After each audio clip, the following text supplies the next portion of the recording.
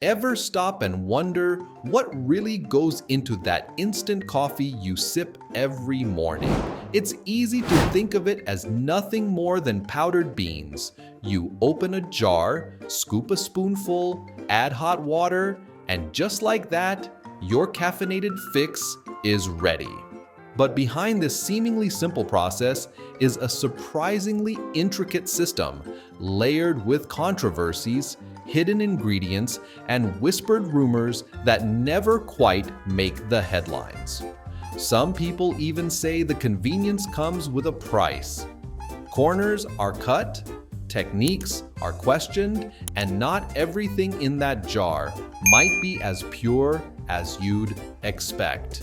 There's a reason instant coffee became so popular.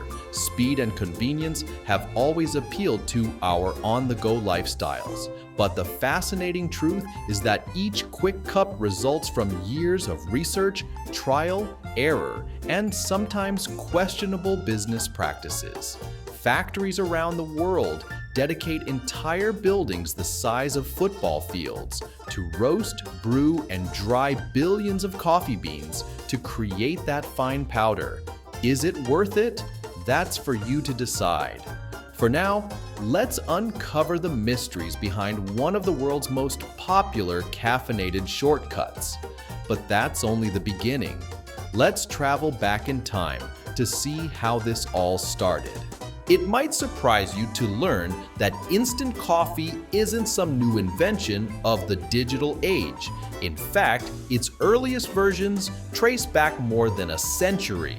According to some accounts, a form of coffee essence was already making waves among explorers and soldiers craving a quick, energizing drink on the battlefield. Wartime conditions often forced militaries to get creative. Instead of carrying bulky coffee equipment, they needed something lightweight and reliable, something that could survive rough storage conditions and still provide a jolt of caffeine. Enter the first primitive forms of coffee crystals.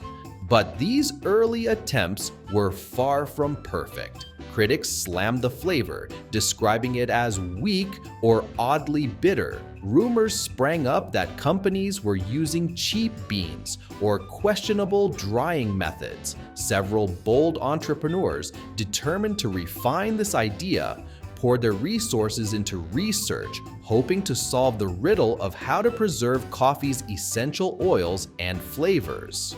By the 1930s, breakthroughs led to a more refined product, setting the stage for the global phenomenon that would follow. Despite these triumphs, drama trailed behind instant coffee's rise. Traditional coffee lovers swore that the instant variety tasted artificial. Devotees of freshly brewed coffee judged it harshly, saying real flavor can't survive the industrial processes. Nonetheless, mass production continued to scale up, and soon, instant coffee became a familiar sight in grocery stores around the world. Ironically, it's this very tension between convenience and authenticity that set the tone for many controversies to come. But all of this hinges on a crucial resource, the humble coffee bean. That's where the next twist comes in. Every cup of coffee, instant or otherwise, begins with a bean grown in some of the most geographically diverse regions on Earth. From the lush highlands of Ethiopia to sprawling plantations in Brazil, the quest for quality has led companies to scour the globe. Yet, not all beans are created equal, and price often dictates where factories buy in bulk. You might be surprised to learn that some instant coffee blends combine beans from multiple continents, all to achieve a consistent and uniform taste. However, beneath this global trade lie serious concerns. Environmentalists warn that certain growing practices contribute to deforestation, especially when rainforests are cleared for coffee plantations. There are also frequent rumors about unethical labor practices, such as underpaid farmers and excessive pesticide use. Some major brands have attempted to address these problems by labeling their instant coffee as Fair Trade or Rainforest Alliance certified.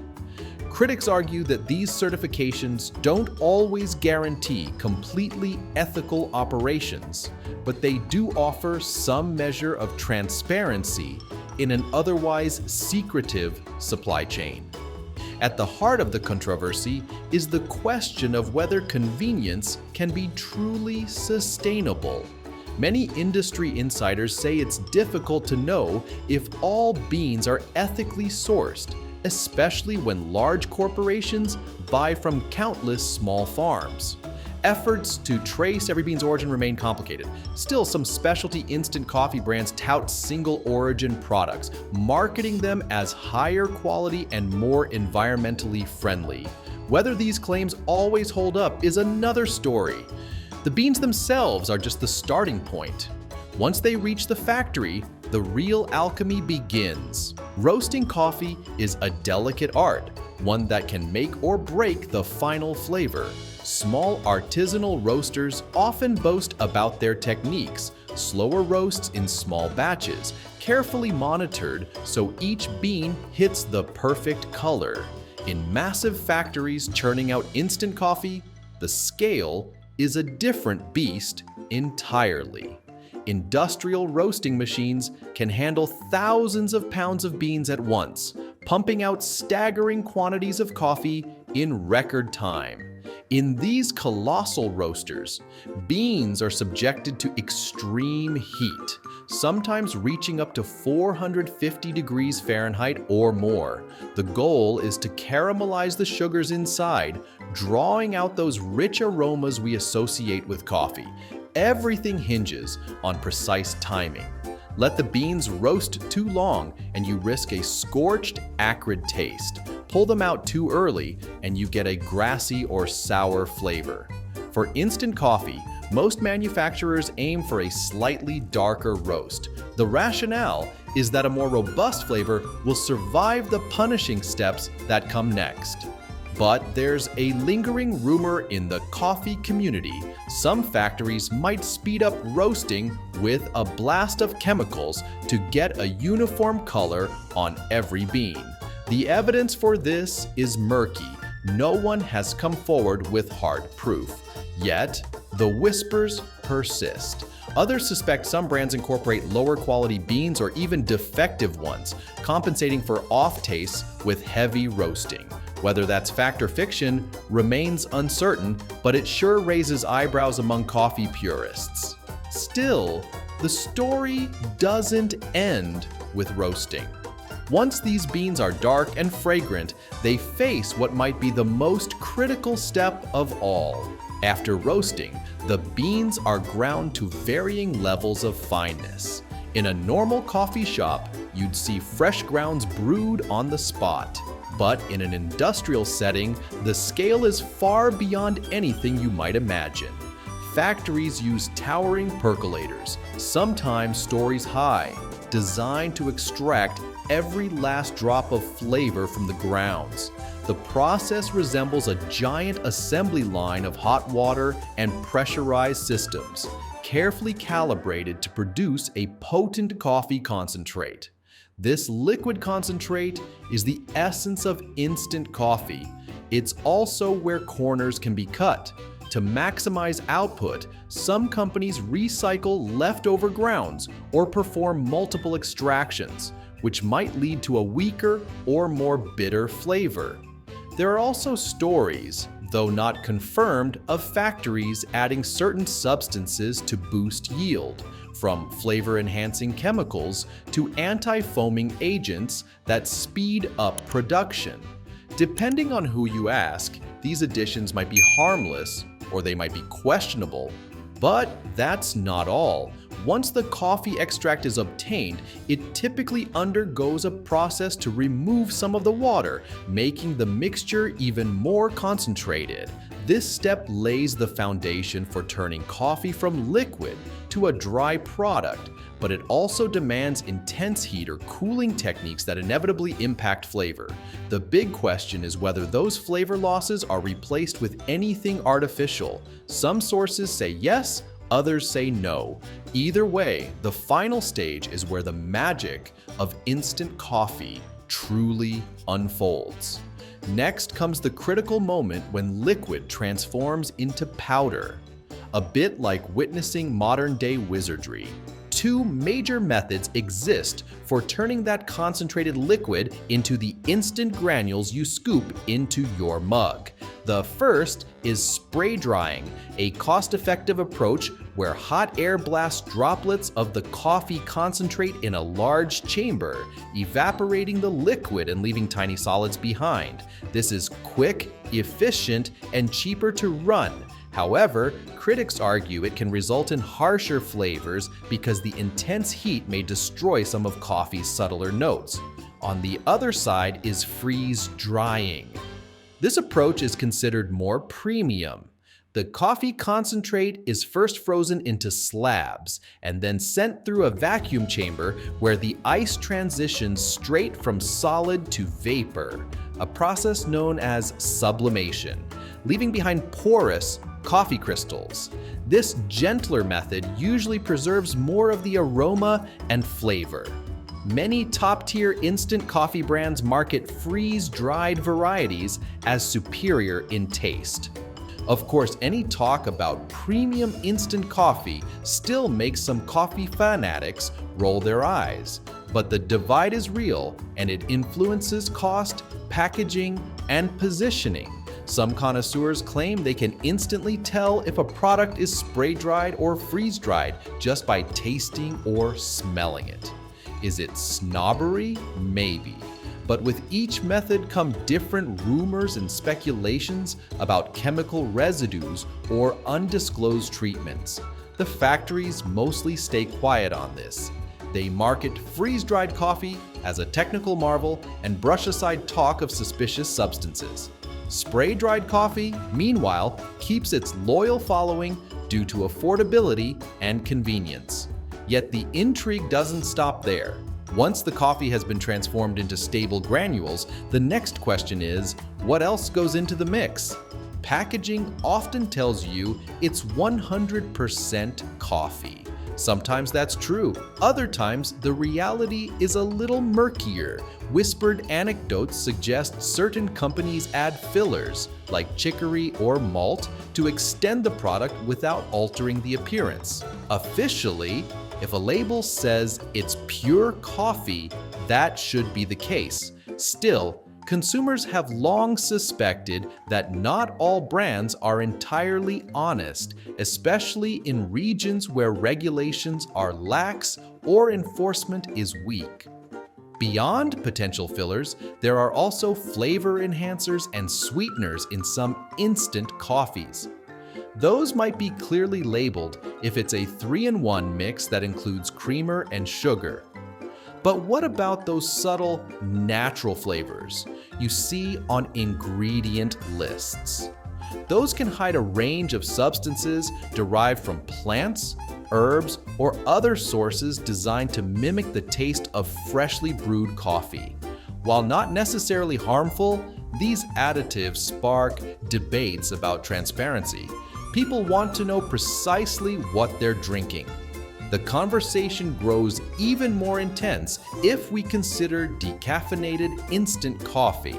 Removing caffeine is a complicated process that often involves chemical solvents like methylene chloride or ethyl acetate. Many producers assure consumers that residue levels are minuscule and fully regulated. Critics remain skeptical, pointing out that long-term exposure to even trace chemicals is worth monitoring. Of course, not all decaf is produced with these solvents. Some rely on the pricier Swiss water process. But that's not always spelled out on the label. So, is your coffee truly 100% coffee? Or is it coffee plus a dash of something extra? That's a question only the brands themselves can fully answer, and they're not always eager to share everything. Still, that's only part of the debate swirling around instant coffee. People have questioned the health implications of instant coffee for decades. The most common accusation is that it's loaded with more harmful substances than a freshly brewed cup. One compound that often surfaces in these discussions is acrylamide, formed naturally when coffee beans are roasted. Some believe instant coffee contains higher acrylamide levels because of repeated heat treatments. While health authorities say moderate consumption is generally safe, the chatter online can be alarming. Certain folks swear they experience jitters or palpitations from instant coffee that never occur with regular brews, fueling speculation that something else is at play. Another point of contention is the caffeine content. Depending on the brand and manufacturing process, a spoonful of instant coffee can have significantly less caffeine than a standard brewed cup. Some consumers see this as an advantage, fewer side effects, and easier control over caffeine intake. Others feel shortchanged, saying they need multiple spoonfuls to get the same kick. It also raises the question, is adding extra instant coffee to your cup spiking your intake of potential chemicals or undesirable compounds too? Then there's the broader concern about industrial scale production. Any large operation that processes tons of beans daily will inevitably face logistical challenges. Storing, roasting, drying, and packaging at breakneck speeds can lead to product recalls or contamination scares. These rarely make headlines unless something truly extreme happens, but they're not unheard of. Meanwhile, health-conscious communities are particularly wary of overly processed foods in general, and instant coffee, by definition, is heavily processed. Yet for every critic shouting warnings, there's a devoted fan who swears instant coffee changed their life. Some love the convenience, the affordability, and the consistent taste. They point out that even your standard drip coffee can have pesticides or questionable farming practices behind it. So who's to say instant is any worse? These debates rage on, but at the end of the day, each mug still comes down to personal preference. So, after all these twists and turns, you might be wondering if that single scoop in your cup is worth it. Let's wrap things up with the bottom line. Think about how many people roll out of bed every morning and reach for a jar of instant coffee. It's fast, reliable, and for millions, the first taste of daybreak. Yet behind that small spoonful is a colossal global industry filled with countless moving parts, from farmers harvesting beans under uncertain conditions to engineers refining freeze-drying systems that extract every last bit of flavor. The journey is long, and it's marked by controversies over labor practices, environmental concerns, possible additives, and health impacts that remain hotly debated. In many ways, instant coffee is a microcosm of our modern world, efficient, technologically advanced, but also riddled with ethical and environmental questions. We enjoy our conveniences, sometimes without realizing the immense machinery and potential compromises that make them possible.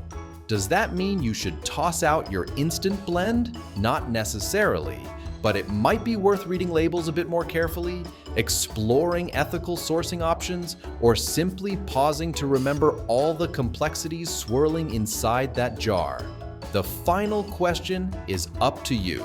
Is instant coffee just a quick fix for busy mornings, or is it a reflection of bigger choices we make about quality, sustainability, and transparency in our everyday lives? Consider that next time you pour boiling water over those tiny crystals and watch them dissolve in a puff of steam. Because even if the process is instant for you, somewhere, someone spent countless hours perfecting or perhaps concealing the secrets behind that unmistakable aroma.